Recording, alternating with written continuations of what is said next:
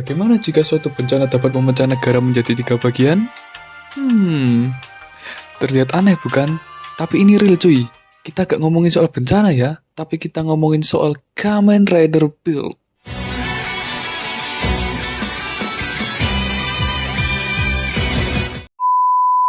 Oke semua, selamat datang di channel ini, channel yang akan membahas topik seputar series Kamen Rider dan memberikan analisis tentang apakah series ini enjoy gitu kan ya, atau enak aja gitu ditonton, atau sebaiknya kita skip aja ini series gitu kan ya, bosen, boring gitu kan. Lah bagi kalian yang mau mulai nonton Kamen Rider dan bingung mulai dari mana, mungkin channel ini adalah jawaban bagi kalian. Atau mungkin bagi kalian yang sepuh nih dan juga udah lama gak nonton Kamen Rider dan bingung juga mau nonton Kamen Rider yang enak itu yang mana gitu enaknya, mulai dari mana dulu gitu enaknya. Mungkin konten ini bisa menjadi acuan bagi kalian gitu ya. Dan ya, di video kali ini saya akan bahas tentang Kamen Rider favorit saya, yaitu Kamen Rider Build. Kenapa? Ya karena ini awal video cuy, jadi lebih enak kita bahas tentang apa yang saya favoritin dulu dan kenapa saya merekomendasikan Kamen Rider Build sebagai tontonan, apalagi bagi kalian yang sudah lama nggak nonton Kamen Rider. Mungkin kita langsung saja masuk ke chapter 1 gitu kan. Sebagus apa Kamen Rider Build sampai saya merekomendasiin Kamen Rider Build sebagai tontonan yang nggak bisa dilewatkan, terutama di era Heisei gitu kan, atau di era sekarang lah. Nah, ada beberapa poin yang membuat Build itu menjadi Kamen Rider yang menarik ya, atau terbaik menurut saya, terutama di era Heisei PS2.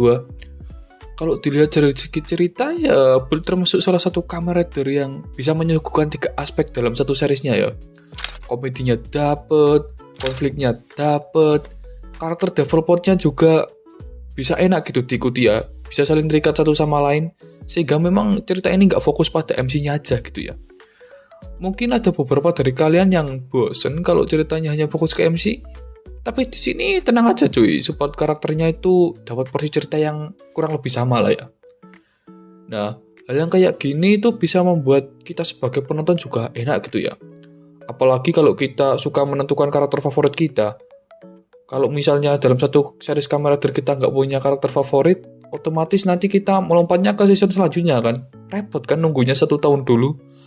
Tapi di sini enak gitu untuk menentukan karakter ya, karena keberagaman tadi gitu. Kalau saya sendiri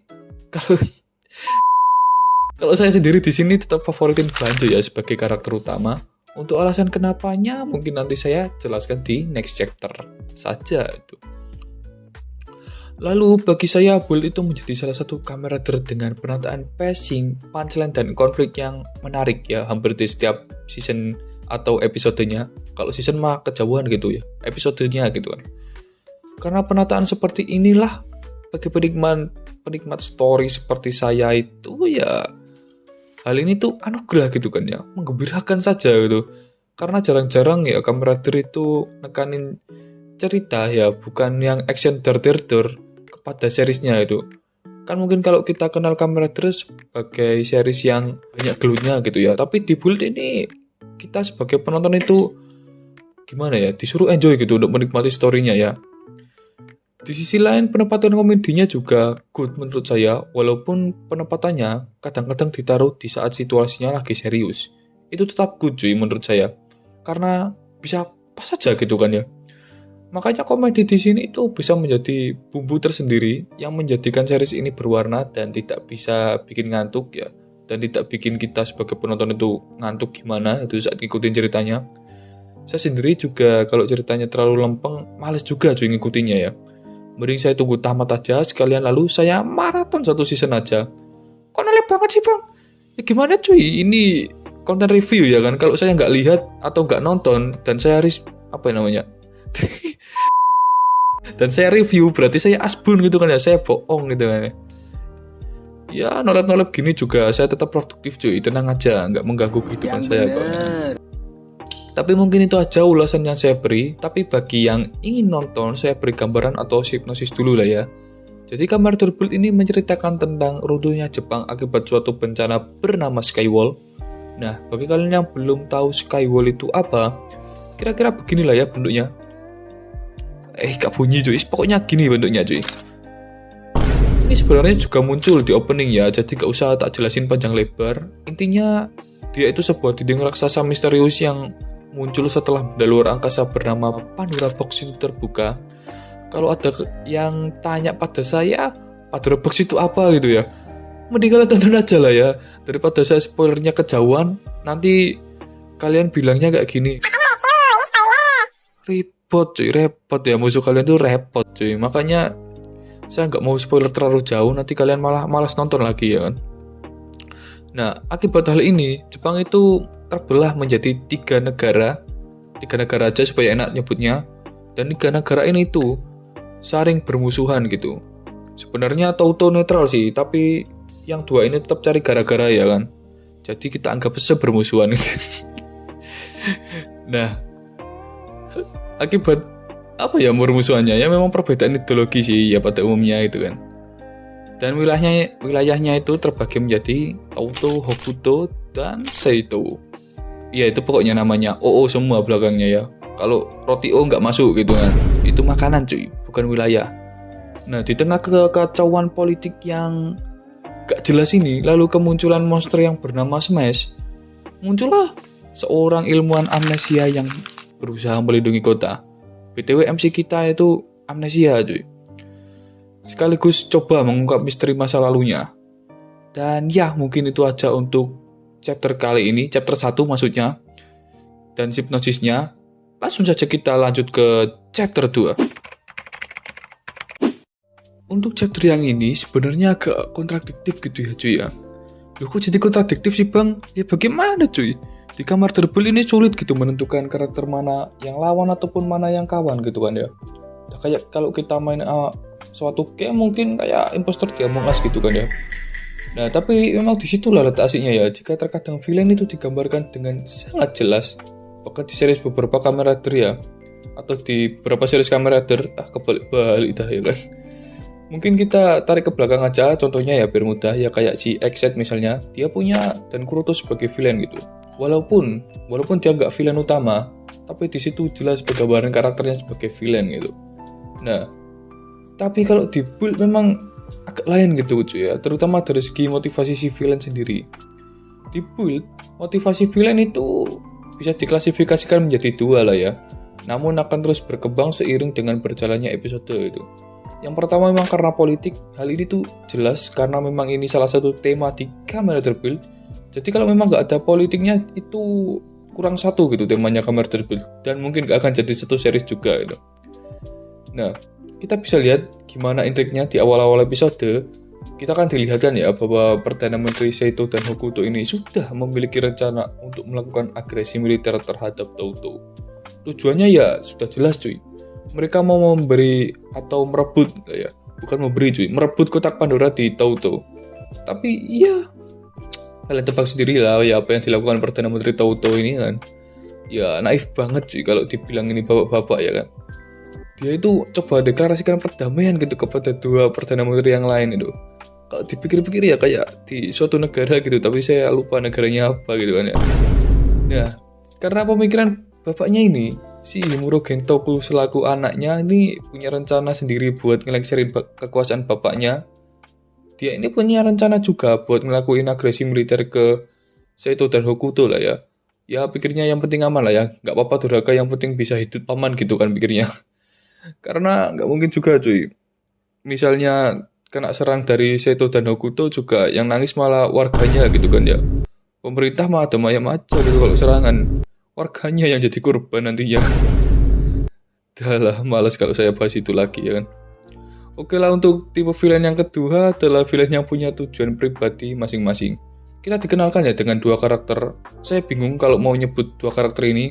Kalau dibilang Dark Rider juga mereka bukan Kamen Rider gitu kan ya. Tapi memang paling enak kita sebut Dark Rider aja kalau gitu ya kan. Yang pertama memang ada Polestar dan yang kedua ada Nightcrawler. Dua karakter ini itu juga memiliki tujuan yang berbeda. Yang satu sangat ingin mengembangkan organisasi Faustnya, agak tipu. Organisasi Faustnya yang fokusnya itu ada eksperimen manusia gitu untuk menjadikannya superhuman. Indikasinya apa? ya mengingat ini sains ya, jadi memang ada indikasi berhasil atau tidaknya yuk. Berhasilnya suatu eksperimen itu ditandai kalau dia atau subjeknya itu nggak berubah jadi smash gitu. Dan ini juga jadi salah satu konflik yang ada di kamar terbuild. Beberapa subjeknya itu diantara lain adalah narapidana, terutama si Banjo. Tapi untung masih bisa kabur lah ya itu bocah cuy. Kalau memang nggak bisa kabur, mungkin saya nggak punya karakter favorit lagi gitu kan ya. Dan villain yang satunya, adalah bingung saya mendefinisikan orang satu ini ya kan. Kalau bicara tentang Bolstag, dia itu kayak anti-hero cuy. Kadang hari ini musuh, kadang besok kawan atau besok lagi musuh, itu suka-suka dia gitu kan ya. Makanya dalam beberapa episode itu nggak jarang dua villain ini itu malah berkonflik gitu karena perbedaan pendapat. Yang satu minta dibantu gini, yang satu suka-suka gua lah ya. Oke, mungkin itu tadi untuk villainnya. Kita akan coba ganti sesi ke MC-nya saja. Dan kita akan mengenal si MC dan si partnernya, yaitu Sento Kiryu dan juga Ryuga Banjo. Seperti yang kita tahu ya, Sento adalah ilmuwan jenius yang narsis serta pelengger juga di saat yang bersamaan. Kok bisa gitu, seorang ilmuwan sekaligus gesrek juga di saat bersamaan gitu kan. Kita dapat lihat beberapa kejeniusannya, terutama dalam membuat senjata untuk kesesuaian form baru. Berarti kalau dibilang ya IQ battle-nya Sento ini memang sudah rata kanan lah ya. Namun walaupun pinter-pinter gini ya, si Sento memang memiliki sifat yang narsis gitu. Terbukti di beberapa opening bagaimana kalimat yang diucapkan ya. Mungkin kayak gini lah kira-kira.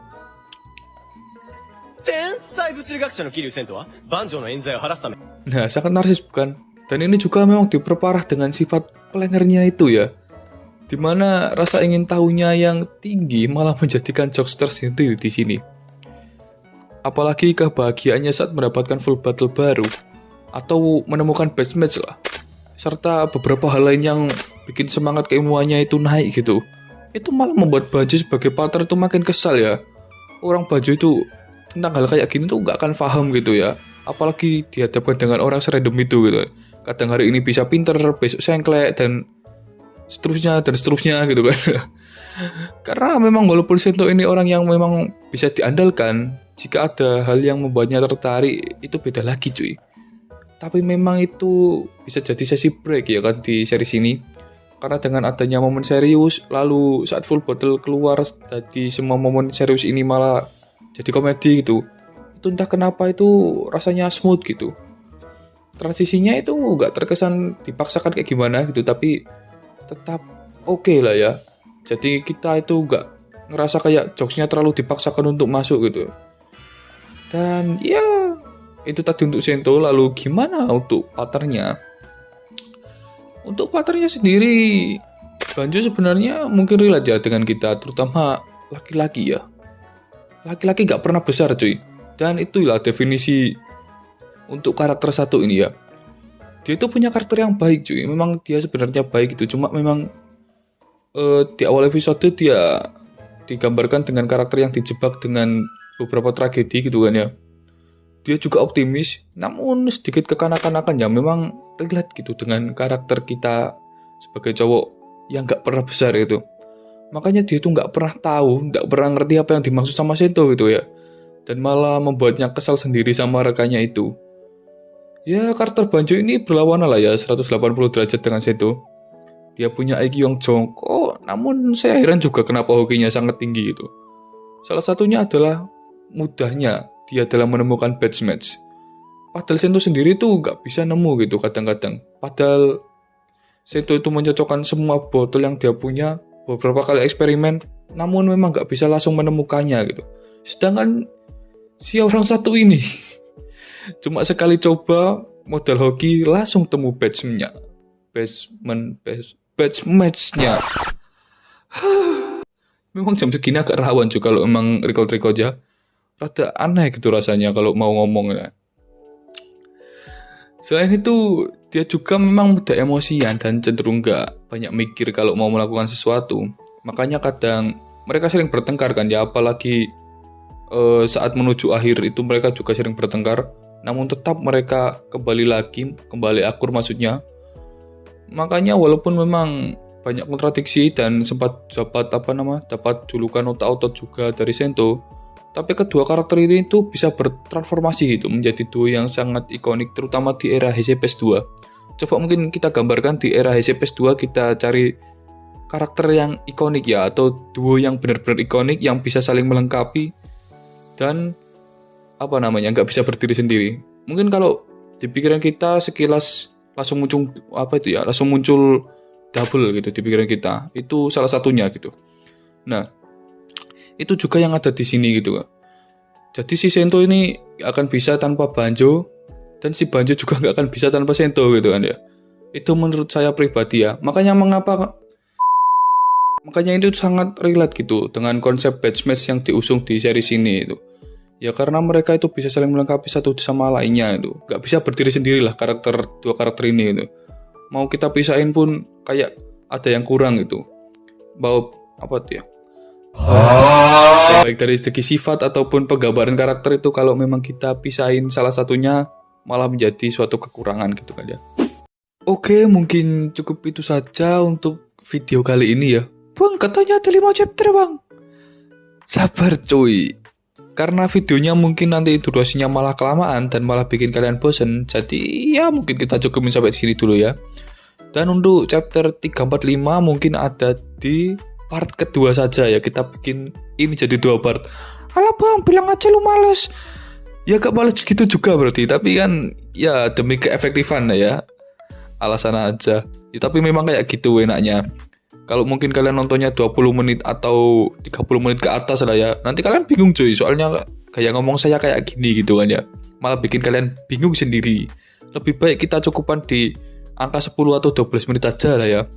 Dan ya bagi kalian yang memang tertarik dengan konten yang seperti ini atau video-video yang seperti ini, dan mungkin kalian punya tambahan juga untuk next konten, bisa kalian tulis di kolom komentar. Dan jangan lupa subrek, terserah kalian mau subrek atau enggak. Dan kalau suka like dan share juga. Ya mungkin cukup itu aja. See you in the next video.